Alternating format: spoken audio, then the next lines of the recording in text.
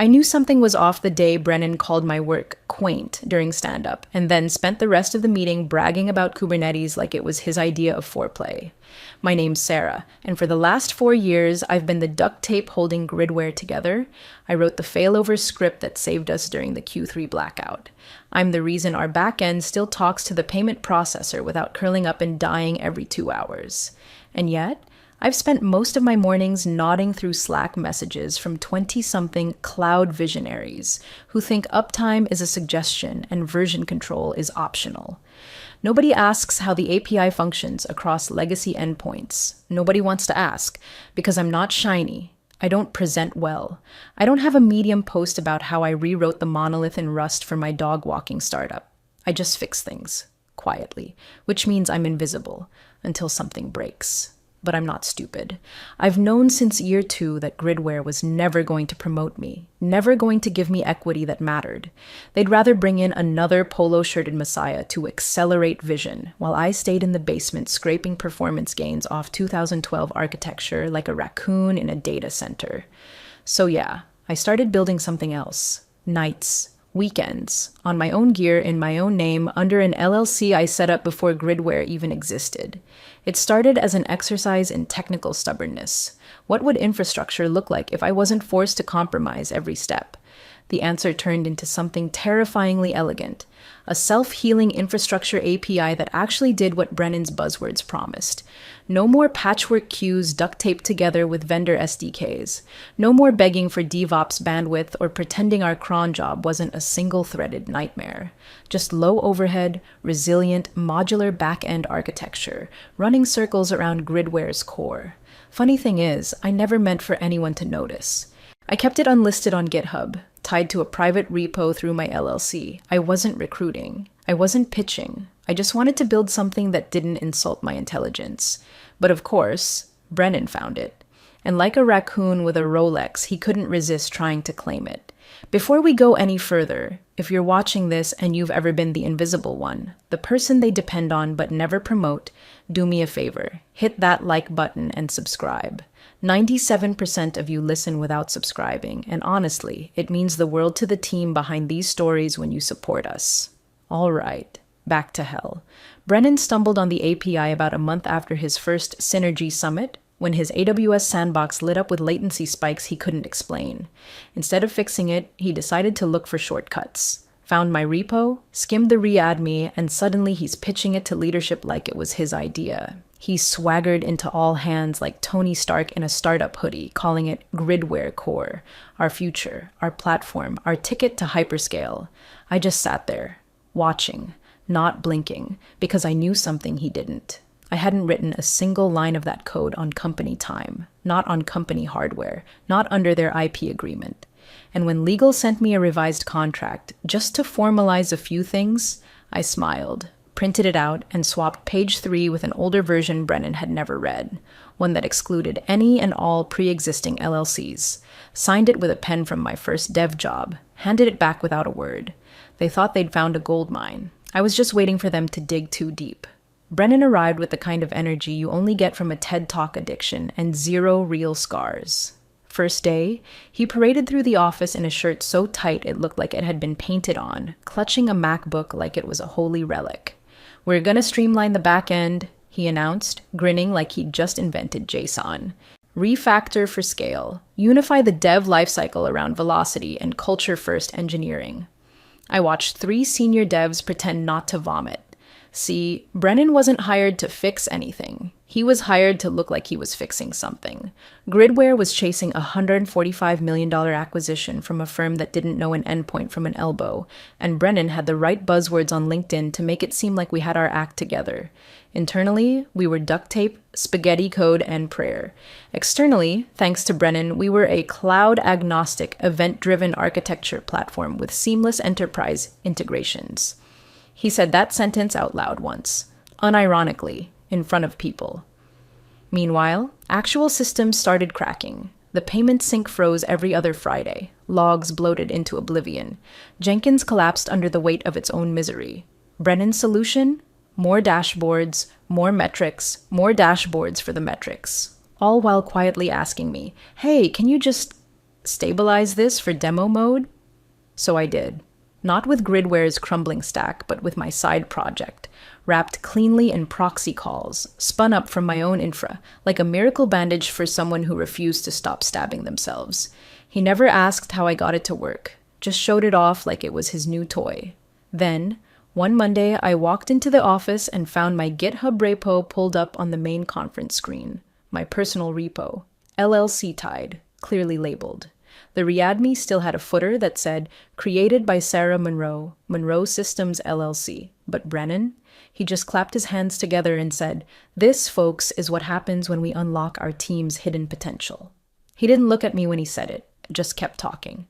The API structure is brilliant. We're going to productionize this as Gridware Core, standardize the stack, integrate across client nodes, and yes, we will be claiming full ownership moving forward.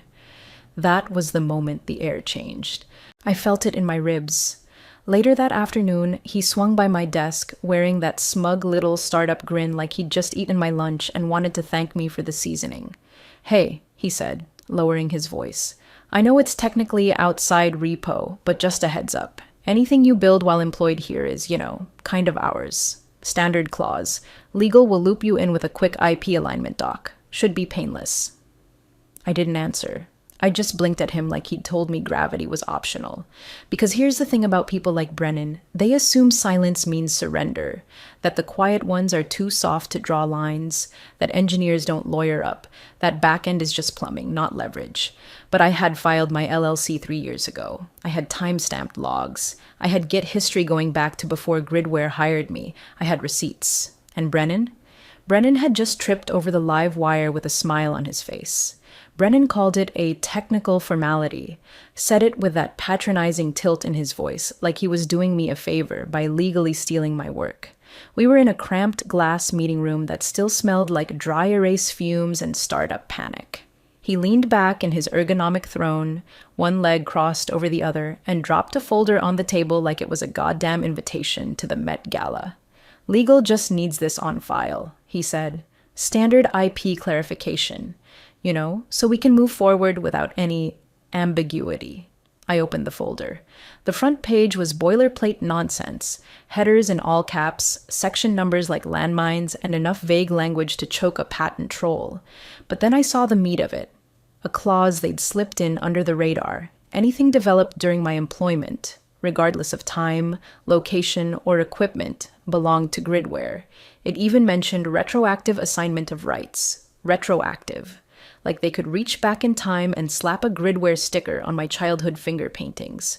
I flipped through the rest, calm as ever, nodded. Got it. I'll review this and get it back to you by end of day. Brennan grinned like I was some obedient little code monkey finally getting in line. Perfect. Appreciate you being a team player, Sarah. What he didn't see, what none of them ever saw, was the fire building in my gut like a storm with a grudge. Because this wasn't just theft. This was Brennan trying to bury me under the very system I kept running. And he thought I'd thank him for the shoveling. I went home that night, pulled out the exact copy of the original IP agreement from my onboarding packet, the one Brennan never bothered to update after HR reshuffled.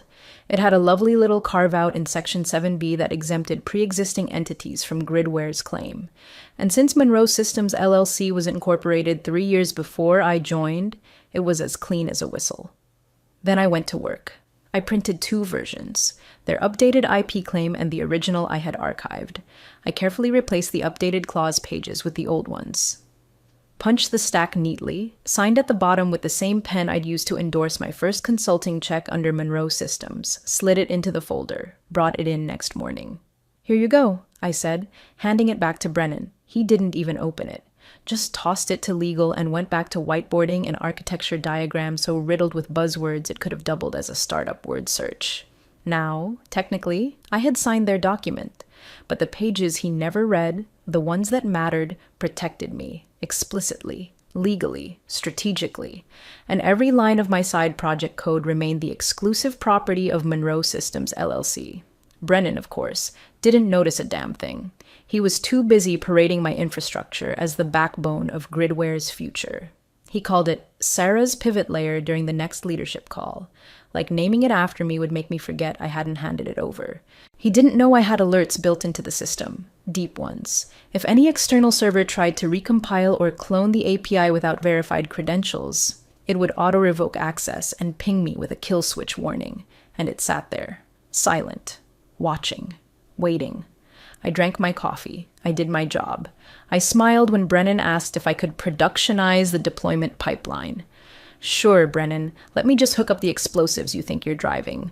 Calm surface, glassy stillness, but underneath, I was already cutting the rope. Investor Day came dressed in fake confidence and rented suits. Brennan shaved for once, slicked his hair back like a used car salesman trying to pass for a product visionary, and fired up a deck so bloated with gradients and buzzwords it might have required its own GPU to render. He opened with a slide that read, in all caps, Gridware Core, our infrastructure reimagined. And there it was, my work. Live demoed on screen, dressed up in branding I never approved, front and center like it had always belonged to them. This, Brennan declared, is our new backbone. Low latency, high availability, fault tolerant, built in-house by our amazing team. And yes, we own every line. He didn't say my name, not once, just smiled and waited for applause. I watched from the back of the room, arms folded, stomach still. People clapped. The board nodded like they'd just been shown fire for the first time. The real engineers in the room shot me glances, half guilt, half fear. They knew. They just didn't want to know. Then came the acquisition buzz. 2 weeks later, word leaked that the buyers were circling. Big ones. East Coast private equity firm, fond of technical buyouts and brutal efficiency. They didn't care about logos or slogans. They wanted the code, the stack, the bones. So they sent their due diligence team, a swarm of legal analysts and senior engineers who didn't blink when Brennan tried to distract them with slide decks. They weren't there for flash. They were there to read everything. And that's when Brennan started sweating. They asked for the full license tree for Gridware Core. He handed over the repo, stripped, forked from my public GitHub, sanitized just enough to look internal. But code doesn't lie. Within hours, the due diligence team requested deeper origin logs, metadata, creation dates, and most importantly, the license file. Brennan deflected, talking in loops. It's proprietary now, our internal fork. We've formalized ownership. It's signed. Legal's got it. They nodded. Quiet. Too quiet. One of them, a woman with a dry tone and a notepad full of highlighted clause references, asked to see the original license file from the early repo commits. So Brennan went fishing through the audit logs. Eventually, he found what he thought was harmless, a short text file tucked into the root directory. Unassuming. Clean. Except for one line, center-aligned, not bolded, not loud, just there. License valid only if code remains under exclusive control of Monroe Systems, LLC. Transfer of ownership or forced assignment invalidates all usage rights. I had written it 18 months ago. Quiet, precise, and absolutely enforceable. To the untrained eye, it was nothing. But to corporate legal, it was a time bomb. Brennan didn't get it. Not yet. He kept saying, "We own the code," like a man standing in a burning house and arguing with the fire inspector about square footage. Every time someone from legal or engineering raised a question, he buried them in jargon. Look, the code's operational. The system works. We integrated it. That makes it ours, right? They didn't argue. They just kept asking questions. Calm, surgical. Because what Brennan didn't understand was that in tech, real tech, it doesn't matter how shiny your pitch is. It matters who built the foundation, who signed it, and who owns it. And while he spun his little performance, the trap was already creaking open beneath his feet. I sat at my desk, watching commit pings come in from their audit bots. They were crawling the infrastructure now, comparing file histories, mapping license headers, tracing dependency chains all the way back to me. And somewhere in a conference room upstairs, Brennan was probably still smiling. Still bragging, still repeating the lie, "We own the code."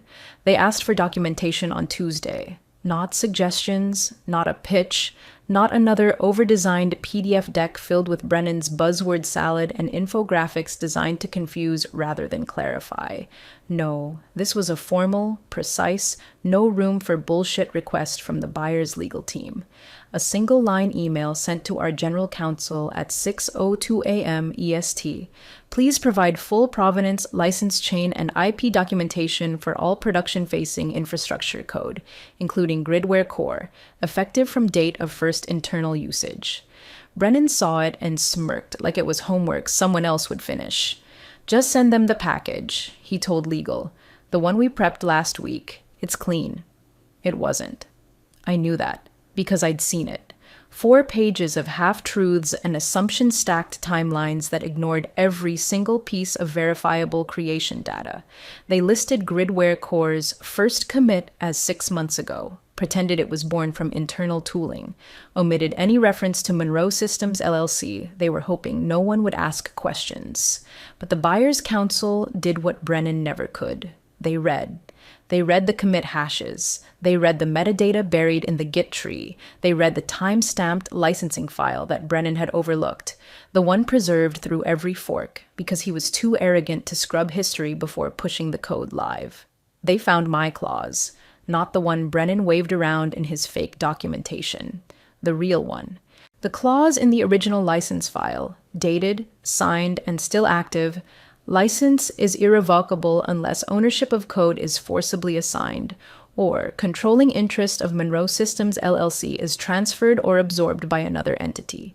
In such case, license becomes immediately void and all rights terminate with no provision for retroactive transfer. It was surgically worded. No flair, no wiggle room, just a trap with the pin already pulled. You'd think Brennan might have noticed the wording if he hadn't been so busy playing executive cosplay.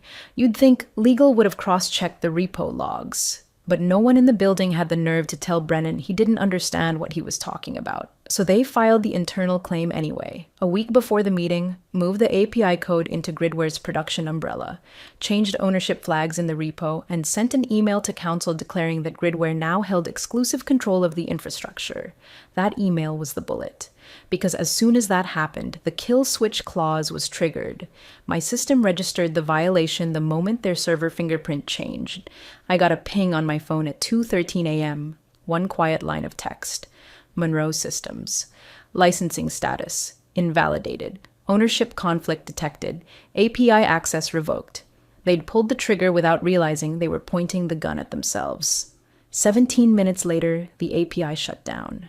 Not entirely. Just enough. Latency crept. Jobs paused. Queues began to build. Brennan thought it was a hiccup, another scaling issue. He told the team to restart the pods, roll the cache, call the usual playbook. But the buyers saw something else. Because when they ran another due diligence query against our systems the next day, they got this. License invalid. Violated clause. Section 9, transfer of ownership. That's when everything stopped. They called for a clarification meeting. Brennan, still in his ivory tower of delusion, told them it was just an ops artifact. An artifact. He said that, out loud, with a straight face, and when they asked him again for the actual licensing trail, he doubled down, said, "It's ours. We use it. It's internal. End of story." He had no idea that I was the story, that every line of that infrastructure was built like a weapon with fingerprint recognition, and his didn't match. I didn't say anything. I just watched the timer run out. Brennan walked into the war room like he was announcing the second coming of Kubernetes. It was 2 days before the acquisition meeting. The office was tense, over-caffeinated, full of people pretending to work while secretly running what-if simulations in their heads. But Brennan? He looked like a man who'd already popped champagne in his mind. "We're good," he said to the CEO. "Everything's locked down. Infrastructure's stabilized. Legal's on file. Gridware Core is fully absorbed." He said that word, absorbed, like he thought it made him sound strategic. What it actually meant. He'd gone behind everyone's backs and filed an internal IP transfer form through legal, listing Monroe Systems LLC as a defunct partner entity. Defunct. Like I was some forgotten shell company with no teeth. He marked the API code as fully internalized, assigned it to a Gridware business unit, and moved it under their software escrow umbrella. It was all smoke. Legal didn't even verify the ownership, just filed it quietly, probably thinking it was cleanup before the big show. Brennan timed it perfectly. Late Friday afternoon, when nobody wanted to read a clause, just rubber stamp and go home. Except one system did read it. Mine.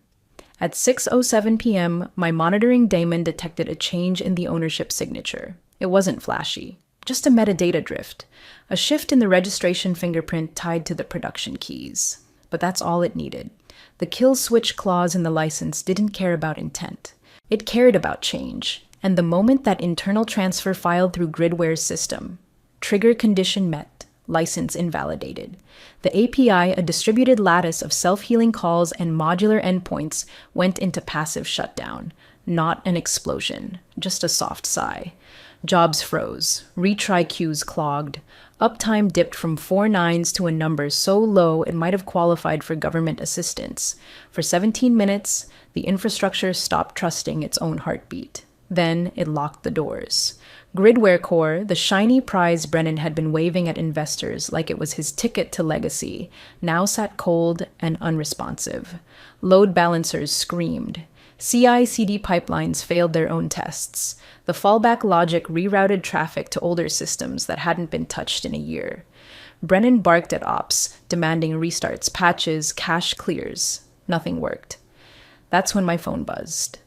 One notification, no frills, Monroe Systems. API licensing revoked. Reason, unauthorized ownership transfer. System frozen. I was on my porch when it came through, still in my hoodie, sipping stale coffee, watching the last bit of sunlight dissolve behind a power line. When I saw the message, I didn't smile, didn't celebrate, just nodded once, quiet and final. They pulled the trigger. I just built the gun. Back at the office, Brennan had no idea what he'd done. He kept promising investors we were ironclad, even as Slack filled with panic. Just a temp issue, he told the CEO. Ops has it. We're golden. But the truth was already encoded into the API's response. 403 license revoked. No override, no rollback, no fix. Because the second he tried to own me, he lost the one thing Gridware couldn't survive without. And I wasn't going to lift a finger to bring it back. The conference room smelled like glass cleaner and cooked lies. Everyone was overdressed and overconfident, the kind of boardroom energy that comes from too many zeros and not enough reality checks. The CEO sat at the head of the table, teeth white enough to glow in the dark, tapping his fingers in a rhythm that only someone expecting a payday would have. Brennan was seated to his right, chest puffed like he'd just dropped a patent and a TED Talk in the same afternoon. Across the table, the acquisition team looked unimpressed, calm, unreadable. Their lead counsel, a woman named Grayson, opened a thick folder and started distributing printed packets without saying a word. Just page after page, sliding them out like she was dealing cards in a game no one else knew the rules to. I sat quietly in the corner. No nameplate, no introduction. Just engineering support on the invite.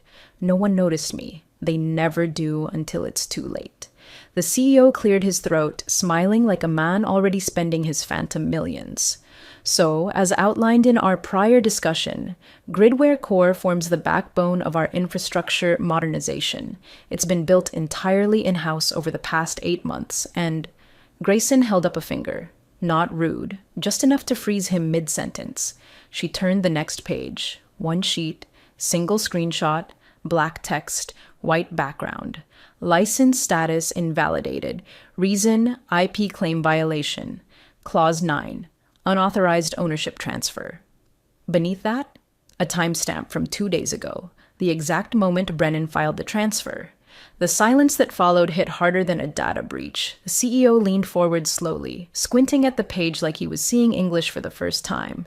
He looked from the printout to Brennan, then back again, then said, voice level, "What is this?" Brennan's smirk faltered, just a hair. It's probably a relic file, some pre-integration artifact, not reflective of current license standing. Grayson didn't blink. This screenshot is from the live API license server, fetched at 9:12 a.m. today. It reflects the production instance currently linked to your main client deployment. Another packet was slid across the table. This one showed infrastructure status. Red indicators, service degradation graphs, automated error logs filled with phrases like unauthorized access and contractual lockout triggered. The CEO's smile evaporated. He turned his full body toward Brennan. Not a glance. A pivot. Explain. Now. Brennan opened his mouth, but no words came out. He looked like a man trying to remember what bluffing felt like. I saw his jaw clench, then unclench. He shuffled his own packet like the answer might be hiding between the pages. Finally, he offered a nervous chuckle. We've had some ops issues. We're working through them. Legal's aligned, everything's... Grayson cut in. Your legal team submitted a document claiming full IP ownership. That act voided the original licensing terms tied to Monroe Systems, LLC. As a result, we cannot verify functional access to the core infrastructure you've marketed as proprietary. The CEO was pale now, hands steepled under his nose. I thought this was built internally. Brennan, scrambling, gestured at me. She built it. Sarah, it's internal. She works here. No, I said, flat and cold, my voice the only thing in the room that didn't tremble. I licensed it, through my LLC, which you just tried to absorb without consent. The air snapped. No shouting, no slamming hands, just that dead stillness that follows a seismic shift.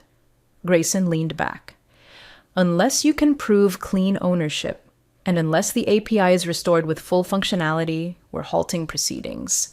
And just like that, the $145 million valuation turned into a pile of paper and the echo of Brennan's last bad decision, because the core tech wasn't theirs. And now, it wasn't anyone's. Brennan started flailing. You could see it happen in real time, his whole facade cracking like wet drywall. First came the stammering, then the frantic page flipping, then the darting eyes, like maybe if he stared hard enough at the printouts, they'd rewrite themselves out of sheer fear.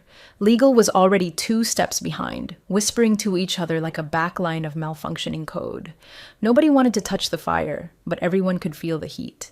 The CEO didn't say a word. He just stared at Brennan like he was trying to mentally rewind the last 4 months of his life and find the exact moment he made the mistake of trusting him. And Brennan, idiot that he is, kept digging. Okay, so maybe the transfer wasn't finalized, he blurted out, sweat blooming at his collar. But that doesn't mean the license is dead. We can fix it. We'll negotiate with her. There's a path forward. We can resolve this amicably. I stayed quiet. Let it all hang there, the desperation in his voice like a siren song for corporate collapse. Then I reached down, slow and calm, and pulled the folder from my bag. Thick, unassuming. No flashy cover or glossy branding, just truth on paper. I slid it across the table to the buyer's counsel, then looked straight at Brennan as I said the only thing I had been waiting to say. It was never yours to claim. Inside the folder, the original Monroe Systems LLC Incorporation documents, state-filed 3 years prior to my Gridware employment. Time-stamped server logs showing the first commit of the API months before I ever signed their offer letter. The full license tree, clean, self-contained, mirrored across multiple off-site repositories, all signed digitally and notarized physically. Every page a nail in the coffin. Grayson didn't even finish reading before she stood. We're withdrawing, she said, turning toward the CEO, until your IP is clean, if ever.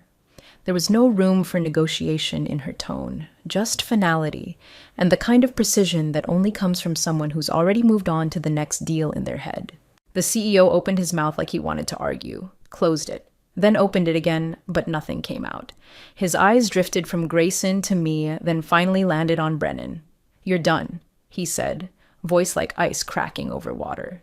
Get out of the room. Brennan froze. What? Wait. No, this isn't on me. She tricked us. She manipulated the system. You manipulated the system, I said, standing now, folder still warm from the table. I protected mine. Legal didn't defend him. Neither did Ops, or the board observer on the Zoom call who suddenly went dark. Brennan was alone, and for the first time since he swaggered through our doors with his agile bumper stickers and his synergy word clouds. He looked small. He gathered his notes, trembling hands trying to maintain some scrap of dignity, but the illusion had already died. The door closed behind him with the softest click, like a breath being exhaled after holding it too long. No one spoke. Grayson collected the folder, gave me a nod of professional acknowledgement, and left. I didn't stay to watch the CEO spiral. I didn't need to. Because power doesn't always roar. Sometimes it just slides across the table in a manila folder and walks out without saying a word. The cafe was nothing special, just a corner spot with mismatched chairs and a barista who knew how to make coffee without asking for my name or life story. I liked that. I liked the silence, the absence of posturing, no one trying to steal anything but Wi-Fi. My laptop was open, but I wasn't working. Not really. Just watching. The news broke like a dropped wine glass. Shards of ego, money, and denial scattered across every tech feed. Gridware acquisition collapses amid licensing scandal. Core infrastructure found legally compromised. Investors withdraw. Monroe Systems announces strategic partnership with rival infrastructure firm. All in a row, like tombstones. We'd signed the deal the day before, my LLC and a lean, hungry competitor who had something Gridware never did, respect for ownership. They didn't care about slide decks or titles or who wore the flashiest Patagonia vest. They read the damn contracts. They paid attention to who built what.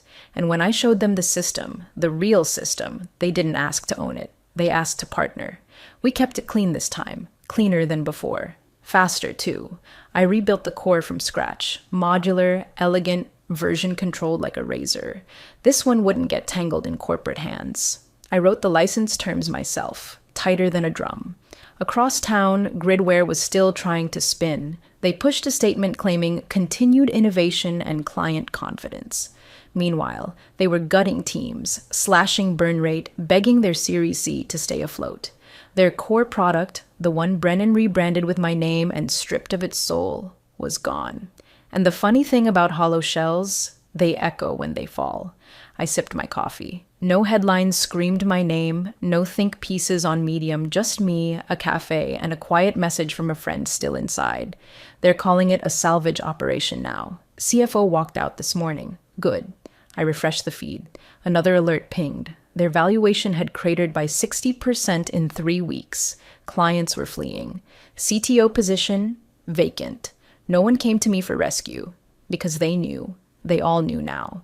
I closed the laptop, let the moment sit, let it breathe. Because after years of being the quiet one, the ignored one, the dependable ghost in the machine, I had finally spoken. Not with a mic, not with a scene, with a clause, with a signature, with silence that cut deeper than any public call-out ever could. And as the sunlight shifted across the tabletop, I thought about all the times I stayed late fixing their mistakes, all the times they called me resourceful when they meant expendable. And I thought about Brennan, his smirk, his certainty. I didn't need revenge, I just needed truth to be louder than the lie, and it was. They wanted my work. Turns out, they should have asked the guy who built it before the guy who stole it.